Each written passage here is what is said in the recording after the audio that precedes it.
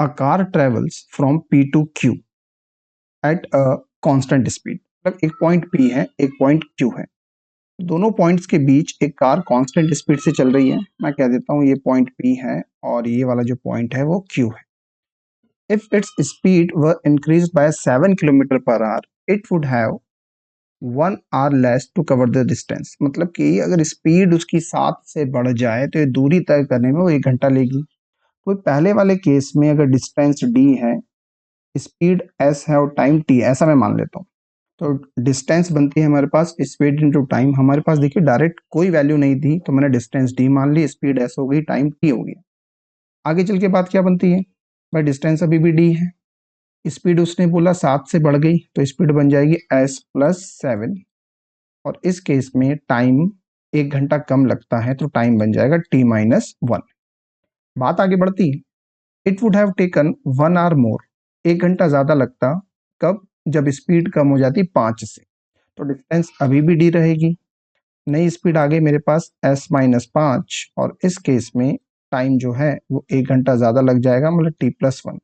तो 3 अलग अलग इक्वेशन हो गई हैं। ठीक, मैं सबसे पहले इक्वेशन नंबर 2 मैं नाम दे देता हूँ बेटर अंडरस्टैंडिंग के लिए, 1, 2 और 3।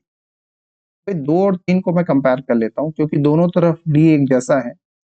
S plus T T minus 1 इसके बराबर होगा, मल्टीप्लाई कर लेते हैं, इस S का T माइनस 1 में मल्टीप्लाई करूंगा तो ये बनेगा मेरे पास S T minus S plus 7 का मल्टीप्लाई करूंगा तो ये बनेगा 7T माइनस 7 इक्वल टू, यहाँ मल्टीप्लाई करूंगा तो ये बनेगा मेरे पास एस टी प्लस का S और माइनस के 5 का मल्टीप्लाई करूंगा तो बनेगा मेरे पास माइनस का 5T और माइनस का 5। चलिए इस इक्वेशन को मैं थोड़ा सा और सिंप्लीफाई कर लेता हूँ तो मैं पाता हूँ कि ST से ST तो कट गया, प्लस का S और माइनस का S जब उधर शिफ्ट होगा तो ये बन जाएगा 2S।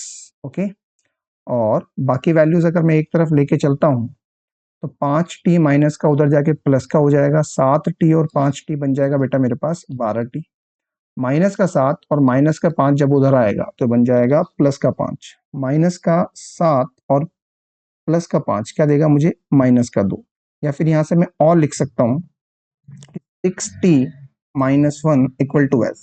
मतलब पूरी इक्वेशन को मैंने 2 से डिवाइड कर दिया। ठीक, एक स्थिति मेरी ये बन गई। अब यही बात मैं पहली और दूसरी इक्वेशन पर जब अप्लाई करता हूँ तो मैं फिर से लिख सकता हूँ एस टी इक्वल टू, देखिए S प्लस 7 और T माइनस 1 का मल्टीप्लाई करके मैंने यहाँ पे लिख रखा था ऑलरेडी, फिर से लिख दूंगा एस टी माइनस का S प्लस का 7T और माइनस का 7। एस टी से एस टी फिर से कट गया है ना, तो यहाँ से मेरी इक्वेशन क्या बन जाएगी, अगर S को मैं उधर लेता जाऊँ स्पीड आ जाएगी मेरे पास 7T माइनस का 7।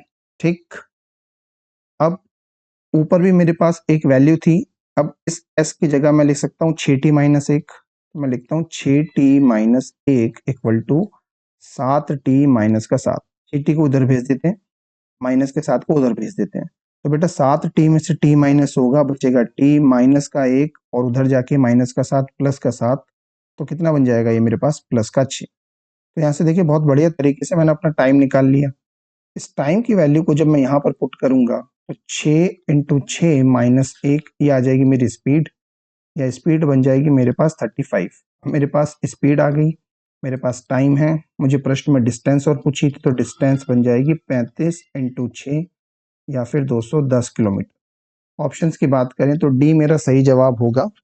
ओके, अच्छा क्वेश्चन था, थोड़ा सा लेंदी है पर बेटा मेंस का क्वेश्चन है तो मेंस के क्वेश्चन थोड़े टाइम टेकिंग तो होते ही है।